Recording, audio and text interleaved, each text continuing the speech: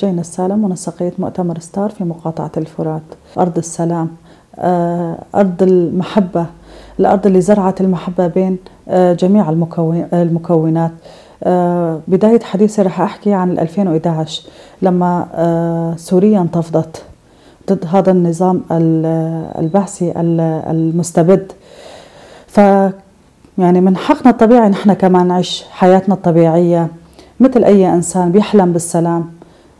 يعني كمقاطعة الفرات عشنا أيام كانت يعني مليئة بالمغامرات، وأثبتنا وجودنا بال 2011 لل 2014. طبعا كان في مضايقات من الجيش الحر جبهة النصرة لل 2014. طبعا كان في مقاومات كثيرة بال 2014 لما دخلت داعش. يعني ما كنا مراهنين انه راح نوقف ونخليهم يدحرونا، لا كنا نحن مراهنين على النصر. فبلشت المشاكل من هون، بس شعبنا الكردي كان شعب يعني واثق من النصر. هي الهجمات التركية على شمال وشرق سوريا وحصرا على مقاطعة كوباني.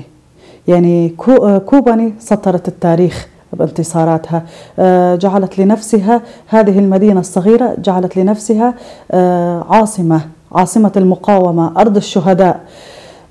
منذ 45 يوم أو أكثر نحن نتعرض لهجمات الدولة التركية ومرتزقتها. هذه الهجمات يعني معروف هدفها شو هي. هدفها تخريب أخوة الشعوب، هدفها تخريب الإدارة الذاتية، هدفها أنه ما تخلينا نعيش بخير وسلام على أرضنا. هاي أرضنا، نحن ما عم نقاتل مشان أرض حدا ولا عم نقاتل مشان أي غايات أخرى. نحن قاعدين ببيوتنا عم ندافع عن أرضنا، عم ندافع عن عرضنا، وكل العالم عم بيشوف المقاومة اللي عم بتسجلها أبناء شمال وشرق سوريا على جسر قرقوزة وعلى سد تشرين. هاي المقاومة لحالها بتخلي العالم كله يعرف انه الشعب شعب متآخي، شعب محب لبعضه البعض، وما بيهتم بهاي الانتهاكات كلياتها. لكن هاي الانتهاكات للأسف جعلت في نقص عنا. مثلا اليوم السد صار له أكثر من 45 يوم خارج عن الخدمة. هاي التأثيرات سلبية على الشعب، لكن هاي السلبيات بتخلي الشعب يصمد أكثر وأكثر. شهدائنا نحن بنفتخر فيهم وألف رحمة عليهم، ونتمنى الشفاء العاجل لجرحانا. نحن كثير بنتأثر بالشهداء، بس إذا الشعب ما ناضل وما كافح ما بيقدر يوصل للنجاح اللي نحن طالبينه. واحنا اهدافنا واحده، يعني مثل ما بيقولوا نحن ما بنطلب شيء مستحيل.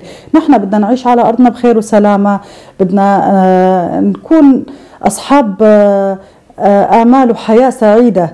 نحن لا عم نقاتل مشان غايات اخرى ولا اي شيء. مثل ما حكيت ببدايه حديثي، كوباني يعني ايقونه السلام. كوباني ليش عم يستهدفوها أكثر وأكثر؟ كوباني دحرت أكبر إرهاب بالعالم. هذا الإرهاب الداعشي كان يخيف الغرب.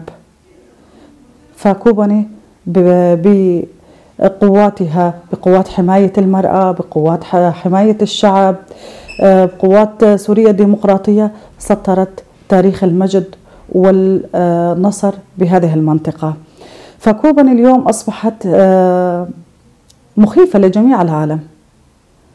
أردوغان أهدافه واضحة، يريد أن يجعل من كوباني منطقة غير معروف فيها، ولكن هذا حلم لا يستطيع أن يهدم أحلام وانتصارات شعب انتفض من 2011.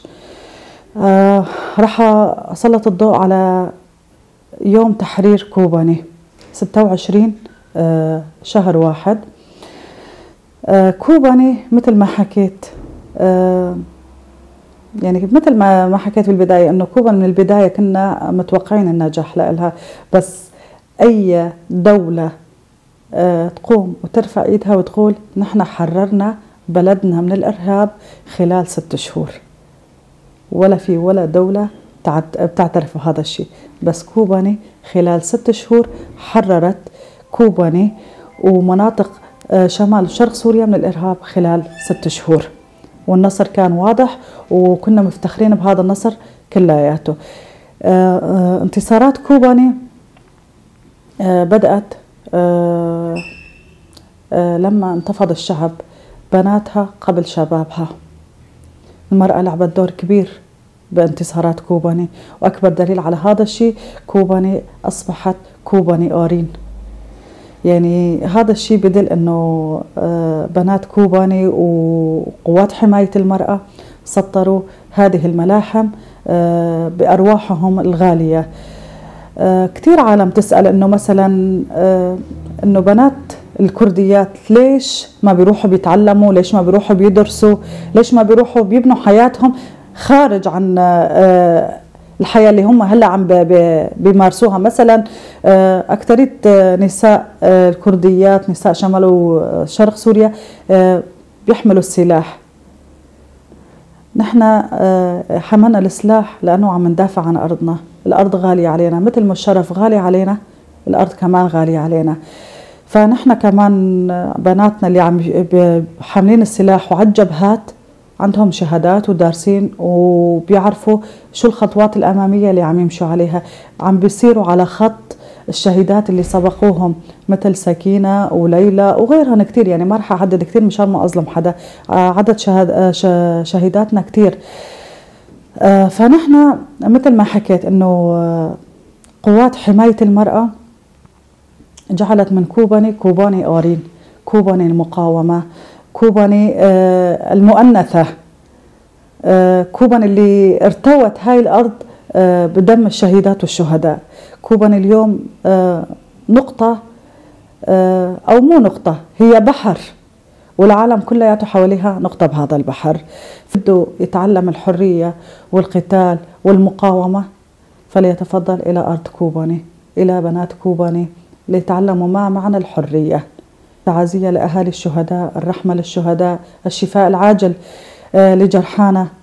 النصر أكيد متأكدة يعني حليف رح يكون لنا للمرة الثانية، وكوباني رح تكون هي مقاومة الانتصارات ومقاومة نساء الكرديات. رح يكون من كوباني، ورح يكون شعار جن جيان أزدي، شعار جميع نساء العالم.